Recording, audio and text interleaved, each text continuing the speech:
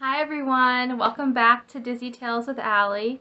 Today we're going to be talking about tips and tricks on how to get through a vestibular migraine.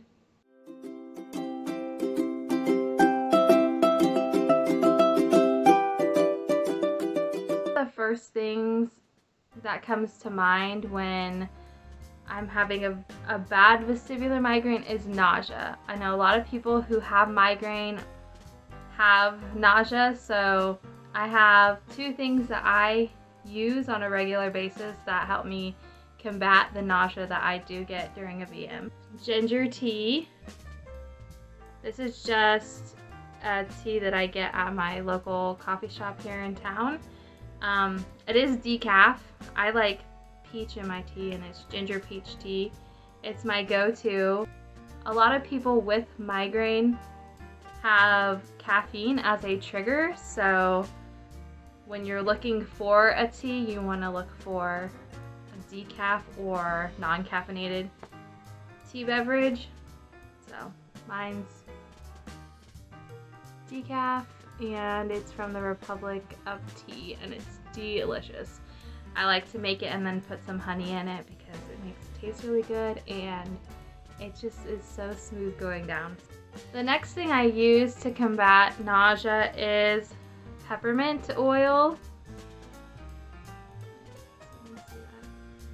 I'm not a big essential oils fan because typically all the smells from essential oils set me off, but I do swear by peppermint oil and lavender, and we'll get to lavender later.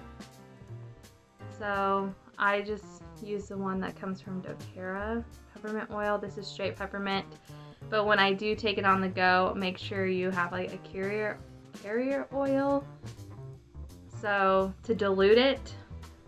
So I use coconut oil and that, so then I have it in this little roller ball, and I either sniff it or I roll it on my wrists like this, rub them together, and then I have wrists to sniff, so I become a wrist sniffer. If it's also really bad, I'll like put a little bit of oil up by my nose so I can just smell it. But easy to take on the go with you. Stick it in your purse, bag. It can be in your little migraine toolkit that you carry around with you, but this is like a go-to for me. The next thing I use for hydration is this. This is kind of new to me. I found this is called Liquid IV. A lot of people have been suggesting this on our support groups for keeping hydrated, especially if you're in a vestibular migraine or you know that dehydration is one of your triggers, or you're out really hot, you're outside and it's really hot, or you're traveling and you just don't have that time or convenience to stop at a bathroom or take drinks and stuff like that to keep hydrated, because you know when you do drink a lot of water, you have to use the bathroom a lot. Another thing that really helps me is taking a warm bath, and I like to put in Dr. Teal's pure Epsom salt soothing solution, and I always get the lavender one because I get a lot of anxiety with my vestibular migraine attacks, and this is just a way to help me relax. And lavender is a calming scent as well. It's supposed to help anxiety, so I just put this in my bath water and chill out in it, and it's just supposed to help you relax. You can also use the lavender essential oil as well, and sometimes I use that and I put it on my wrists, or like so I can smell it. Ironically, peppermint and lavender don't bother me, but any other scent is just like a major like trigger. So those are the only two I really use. Pain is like a huge symptom for me sometimes. I usually get it right above my right eye, which I've had for like 2 weeks and it won't go away. I finally broke down and took an Excedrin today because an ice pack and Tylenol was not doing it. I had to kill it with a big dose. And my triptan didn't diffuse it because I probably didn't take it early enough, or I'm just in this cycle where I'm just in continual spinning or pain, cluster, headache type thing going on right now. But I usually get lots of neck pain. That's like one of my prodrome symptoms, which is one of the things that I know I'm going to have vestibular migraines. I do like to use, you can use like icy hot, some people use that, or aspartame to like help your muscles, but I like to use deep blue rub, which, I mean, I told you I do not swear by essential oils, and here I'm like showing you 3 things that have essential oils, but this thing is the bomb. Like, it is like icy hot on steroids, and it works every time, and it's natural. So deep blue rub is awesome. We swear by this and we go through this a lot in our house. I rub it on my neck on either side, and then sometimes I get my husband to do it on my shoulders, so like it like helps the tension go away, and it's amazing. I use this every day, guarantee. So deep blue, get some. If you can't find deep blue or whatever, icy hot does the same thing, and so does aspartame. But this is just what I like to use. Another thing for pain management I use is ice packs. I have 2 that I like to use. This is an eye mask. I like all the cool animal prints, and then on the inside it has those little balls, and I just put it in the freezer and it freezes, and it's awesome, and I lay it on my side and wear it super goofy. The other thing I have is the headache hat that I got off of Amazon, and this thing is a lifesaver. It has ice packs, things that like freeze all around your head, so when you put it on, it like goes all over, and you can also, if you're light sensitive, you can pull it down. You can also move the ice packs to where you want. So, pretty nifty. I think it was only about, gosh, $20 on Amazon, but it's been a lifesaver for me, especially when the pain is just really, really bad. Ice seems to be my go-to because I don't like to take a ton of Tylenol because I feel like I just eat Tylenol like candy. And you shouldn't do that because then you can get a medication headache or something like that. So I try to use ice as much as I can. Headache hat, highly recommend. Some people do use heat too to alleviate their pain, especially like in their back and in their neck. And sometimes I do use that if the deep blue does not work or is not as effective as it usually is. Then I'll like lay on a heating pad and put it around my neck just so that those muscles loosen, and I can just get some relief that way as well. Weather and barometric pressure is a huge trigger for me as well, and so I have just recently gotten these WeatherX earplugs. They come in a little case like this. And they're different from regular earplugs. They have this little ribbing on them. And you twist them into your ears. What's really cool is that it comes with an app, the WeatherX app, completely free. You can download the app even if you don't have the earplugs too. And it will tell you in your area what kind of barometric pressure shifts there are throughout the day and throughout the week. And if it's a major one, or even a slight barometric shift, it will give you a notification on your phone, and then it'll tell you like there's going to be a shift from X time, put in your earplugs now.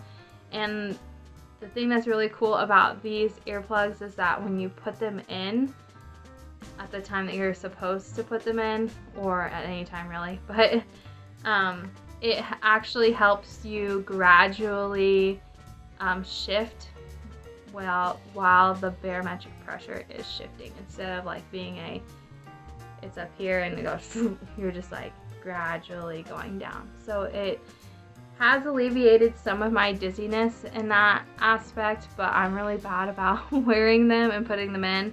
But I know a lot of people who have them and they swear by them. They wear them when they fly. They're really great if you live in Kansas because the weather is psycho here and there is a ton of barometric shifts every day, and if you're highly sensitive to that, I totally recommend these.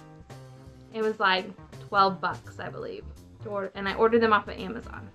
Another thing that's my go-to I always have with me is my trusty shades because of light sensitivity, everyone. So these are not fancy shades at all. I got these when I was in Seattle several years ago when my brother was on his Make-A-Wish trip.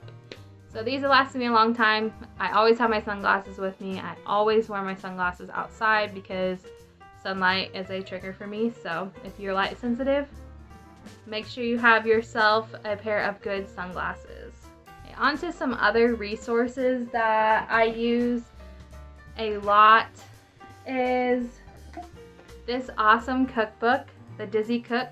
Alicia Wolfe wrote it. She is amazing. She has a food blog and website online where she posts a bunch of really awesome recipes. Her cookbook is amazing though. It has from entrees through desserts, through how to make your own salad dressing, mayonnaise, everything. Like, if you have vestibular migraine or migraine and you are trying to eliminate your triggers, your food triggers in particularly, and you're trying to follow the Heal Your Headache diet, elimination diet, get this cookbook. Get it. Order it from her website. Seriously, this is a lifesaver. Okay? They're easy dishes, they're clean, they're delicious. One of my favorite ones in here is salsa verde and chicken enchiladas. Oh my gosh, to die for. And then we made the tale of two salsas, the quick tomato salsa, and then we also made like the white queso, and it was delicious. I love Mexican food, and if you know, Mexican food has a ton of onions in it, and onions are a massive trigger for me and are suggested on the Heal Your Headache diet to eliminate. She gives lots of alternatives to your favorite meals in here, and her website also has a ton of delicious recipes. And she gives lots of great advice on how she has dealt with vestibular migraine and how her journey has been thus far too. She's a new mom too. She has a bunch of stuff on vestibular migraine and pregnancy as well. So I will definitely link her website below, and you should definitely go check it out. Like, she is awesome. Amazing. Best thing ever. The Dizzy Cook. Get yourself a copy because you're gonna need it. Another resource that has been super helpful to me is the Victory Over Vestibular Migraine book. As you can see, I've like marked lots of things in here. I'm not quite done reading it.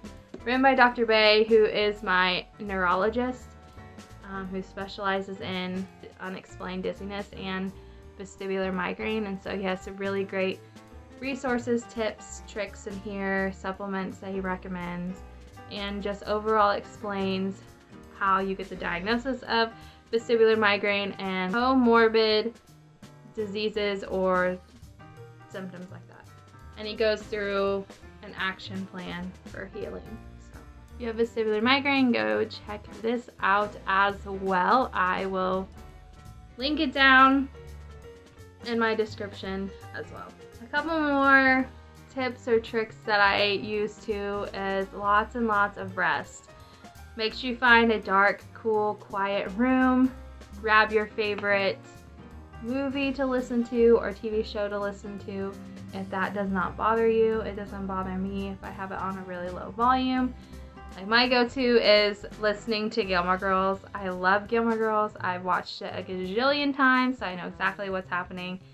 And I don't have to, get super sucked in, because if I zone out and I zone back in, I know exactly where I am as well. And if you have a furry friend, like a dog or a cat, highly recommend snuggle time with it. It makes you feel 10 times better. So I think that's all I have for you guys today. Those are just some things that I use during my vestibular migraine episodes, and I hope that some of these items will help you guys in the future or give you an idea of what you can use to help alleviate some of your symptoms and help you get through a vestibular migraine episode or a migraine episode. Who knows? Whichever one you have, these are really great tools for either one. I just want to say thanks for watching another Friday video, and I will definitely see you next Friday. Don't forget to subscribe if you want to see more content like this. Give it a thumbs up, and if you have any tips or tricks to help you get through a migraine, leave them down below in the comments. I would love to see them. See you later. Bye.